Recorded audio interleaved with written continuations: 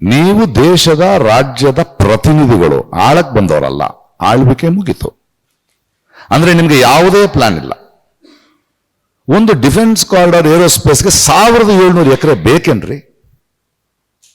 ಅದ್ರ ಪ್ಲಾನ್ ಹೇಳಿದ್ದೀರಾ? ಏನ್ ಅಭಿವೃದ್ಧಿ ಮಾತಾಡ್ತಾ ಇದ್ರಿ? ನಿಮ್ ರಿಯಲ್ ಎಸ್ಟೇಟ್ ದಂಧೆಗಳಿವೆ, ಇದರ ಹಿಂದೆ ಹುನ್ನಾರಗಳಿವೆ. ಯಾಕೆ ವಿರೋಧ ಪಕ್ಷದವರು ಸೈಲೆಂಟ್ ಆಗಿದ್ದಾರೆ? ಮಣ್ಣಿನ ಮಗ ದೇವೇಗೌಡರು ಯಾಕೆ ಮಾತಾಡ್ತಾ ಇಲ್ಲ? ನಾನು ಅವರನ್ನ ಪಾರ್ಲಿಮೆಂಟರಿ ಕಮಿಟಿ ಹತ್ರ ಹೋದೆ, ನಾನು ಅವ್ರ ಹತ್ರ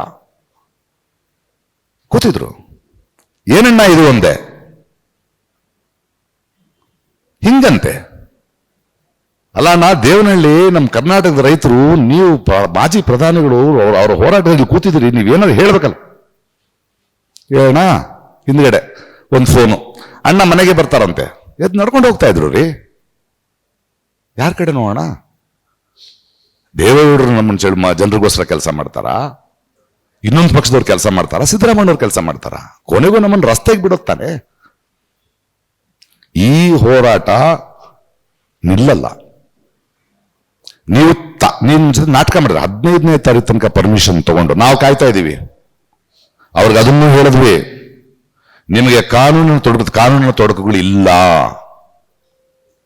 ನಿಮಗೆ ಬೇಕಾದ್ರೆ ನಮ್ಮ ನಿವೃತ್ತ ನ್ಯಾಯಾಧೀಶರು ಗೋಪಾಲ್ ಗೌಡ್ರು ಇದ್ದಾರೆ. ಬೆಂಗಾಲ್ನಲ್ಲಿ ಅವರು ನ್ಯಾಯಾಧೀಶರಾಗಿದ್ದಾಗ 1000 ಎಕರೆ ಭೂಮಿಯನ್ನ ಒಂದು ಸರ್ಕಾರ ಆಕ್ರಮ ಮಾಡಿದ್ರೆ ಅದನ್ನ ಬಿಡಿಸಿದವರು. ನಿಮ್ಮ ಕಾನೂನು ತಜ್ಞರ ಜೊತೆ ನಮ್ಮ ಕಾನೂನು ತಜ್ಞರನ್ನು ತಗೊಳ್ಳಿ ಮಾಡಕ್ ಆಗತ್ತೆ, ಆದ್ರೆ ನಿಮಗೆ ಅದರ ಇಂಗಿತ ಇಲ್ಲ. ನಿನ್ನೆ ಇನ್ನೊಂದು ನಾಟಕ ಮಾಡ್ತಿದ್ದಾರೆ. ಸುಮಾರು 3 ವರ್ಷದಿಂದ ನಡೀತಿರೋ ಹೋರಾಟದಲ್ಲೂ ಕಾಣಿಸದೇ ಇರೋರು ಒಂದು 15 ಜನ, ಒಂದು 3 ಜನ ರೈತರನ್ನ ಹಿಡ್ಕೊಂಡು ಇಲ್ಲಿ ಕರ್ಕೊಂಡ್ ಬಂದಿದ್ದಾರೆ. ನಮಗೆ ಪರಿಹಾರ ಬೇಕು ಅಂತ ಒಡೆಯೋ ಪ್ರಯತ್ನ ನೋಡಿ, ಒಡೆಯೋ ಪ್ರಯತ್ನ. ಆಮೇಲೆ ಅವರೇ ಒಂದು ಸುಮ್ಮನೆ ನ್ಯೂಸ್ ಬಿಟ್ಬಿಡೋದು ಪತ್ರಿಕೆಗಳ ಮೂಲಕ, ಅದನ್ನ ಹಸಿರು ವಲಯ ಮಾಡ್ತೀರಿ ಅಂತ. ಮೂರ್ಖರ ನಾವು? ಅದು ಆಲ್ರೆಡಿ ಹಸಿರು ವಲಯ ರೀ, ಅದನ್ನ ನೀವ್ಯಾರ್ರಿ ಮಾಡಕ್ ಹಸಿರು ವಲಯ? ಮತ್ತು ಈ ಹೋರಾಟದ ಆರ್ತನಾದ ಏನಿದೆ, ಕಳಕಳಿ ಏನಿದೆ, ಅದನ್ನ ಅರ್ಥ ಮಾಡ್ಕೊಳ್ಳೋ ಕಿವಿಗಳು ಕೇಳಿಸ್ಕೊಳ್ಳಿ. ಆ ಕಿವಿಗಳು ಏನ್ ಹೇಳ್ತಾ ಇದ್ದೀವಿ? ಎಷ್ಟು ಸಾವಿರ ನೀವು ಭೂಮಿ ಇರೋ ರೈತರಿಗೆ ಪರಿಹಾರ ಮಾತಾಡ್ತಾ ಇದ್ದೀರಿ. ಆದ್ರೆ ಭಾರತ ದೇಶದಲ್ಲಿ ಆ 1700 ಎಕರೆ ಜಮೀನು ಏನಿದೆ, ಅಲ್ಲಿ ಭೂರಹಿತ ರೈತರು ಕೆಲಸ ಮಾಡ್ತಾ ಇದಾರಲ್ಲ, ಅವ್ರಿಗೇನ್ ಪರಿಹಾರ ಕೊಡ್ತೀರಿ ನೀವು?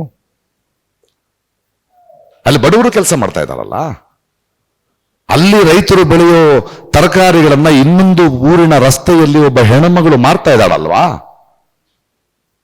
What is the social impact? ಮತ್ತು ಯಾರೋ ಒಬ್ಬ ಮಂತ್ರಿಗಳ ಹೆಸರು ಹೇಳೋದು ಇಷ್ಟ ಇಲ್ಲ, ನಮ್ಮವ್ರು ಹೋಗಿ ಮಾತಾಡಿದ್ರೆ ನೀವು ಹೀಗೆ ಬಿಟ್ರೆ ದೇವನಹಳ್ಳಿ ಏನದು ಸ್ಲಮ್ ಆಗತ್ತೆ ಅಂತಾರಂದ್ರೆ, ಕ್ಷಮಿಸಿ, ಒಳ್ಳೆಯ ಭೂಮಿಯನ್ನ, ಹಚ್ಚ ಹಸಿರಾದ ಭೂಮಿಯನ್ನು ನೀವು ತಿಂತಾ ಇರೋದ್ರಿಂದ ಬೆಂಗಳೂರು ಸ್ಲಮ್ ಆಗತ್ತೆ. ಅದನ್ನ ಅರ್ಥ ಮಾಡಿ. ಪ್ರಕೃತಿಯ ದೃಷ್ಟಿಯಿಂದ, ಪರಿಸರದ ದೃಷ್ಟಿಯಿಂದ ಕೂಡ ತಪ್ಪು ಮಾಡ್ತಾ ಇದ್ದೀವಿ.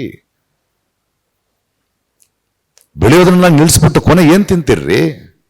ಹಣ ಹಣ ಅಭಿವೃದ್ಧಿ ಮಾಡಿ ಏನ್ ತಿಂತೀರಿ? ಸತ್ತ ಮೇಲೆ ನೆತ್ತಿ ಮೇಲೆ ಇಟ್ಕೊಳಕ್ ₹1 ಬಿಲ್ಲೇ ಅಷ್ಟೇ ಅದು ಹಣ. ರೈತರನ್ನ, ಭೂಮಿಯನ್ನ, ಪರಿಸರವನ್ನ, ಬದುಕನ್ನ ಅವರು ಭೂಮಿ ಕೊಡಲ್ಲ ಅಂತಿದ್ದಾರೆ. ಮತ್ತು ಆ ರೈತರು ಯಾಕೆ ಹೋರಾಟ ಮಾಡ್ತಾ ಇದ್ದಾರೆ? ಸುತ್ತಮುತ್ತಲು ಈ ತರ ನೀವು ಕಾರಿಡಾರ್ಗಳಿಗೆ ಭೂಮಿ ತಗೊಂಡು ಅದನ್ನ ಮಾರಿ ಆ ದುಡ್ಡು ತಗೊಂಡು ರಸ್ತೆ ಪಾಲ ಇನ್ನು ಮಿಕ್ಕ ರೈತರುಗಳನ್ನ ನೋಡ್ತಾ ಇದ್ದಾರೆ. ನೀವು ಜನಪರವಾಗಿ ಮಾತಾಡ್ತೀರಾ, ಅಲ್ಲಿ ಏನ್ ಕೆಲಸ ಕೊಡ್ತೀರಿ ನೀವು? ಹೋಗೋ ಕೆಲಸಗಳ ಸೋಷಿಯಲ್ ಇದನ್ನ ಮಾಡಿಲ್ಲ ನೀವು. ಒಂದು ಭೂಸ್ವಾಧೀನ ಪ್ರಕ್ರಿಯೆ ಮಾಡ್ಕೋಬೇಕಾದ್ರೆ ನಾವು ಯಾವ ತರದ ಇಂಡಸ್ಟ್ರಿಗಳನ್ನ ತಗೊಂಡ್ಬರ್ತಾ ಇದ್ದೀವಿ, ಅದಕ್ಕೆ ಎಷ್ಟು ಭೂಮಿ ಬೇಕು, ಅದನ್ನ ತರಬೇಕಾದ್ರೆ ಇಲ್ಲಿಂದ ಹೋಗೋರು ಬದುಕು ಏನಾಗುತ್ತೆ, ಅವ್ರಗಳಿಗೆ ಪರಿಹಾರ ಏನಾಗಬೇಕು, ಯಾವುದೇ ಪ್ಲಾನ್ ಇಲ್ಲ. ಇವತ್ತು ಹೋಗಿ ರಾಜನಾಥ್ ಸಿಂಗ್ ಅವ್ರನ್ನ ಪರ್ಮಿಷನ್ ಕೇಳ್ತಾ ಇದ್ದೀರಾ, ಅವ್ರು ಕೊಡದೇ ಇದ್ರೆ ಯಾಕೆ ಆಕ್ರಮಿಸ್ಕೊಂಡಂಗೆ? ಅಂಡ್ ಇಷ್ಟು ವರ್ಷಗಳ ಇತಿಹಾಸದಲ್ಲಿ ಪ್ರತಿ ಸಲ ಹೀಗೆ ಆಕ್ರಮಿಸ್ಕೊಂಡು ಯೂಸ್ ಮಾಡದೆ ವಾಪಸ್ ಕೊಟ್ಟಿದ್ದೇ ಇಲ್ವೇ?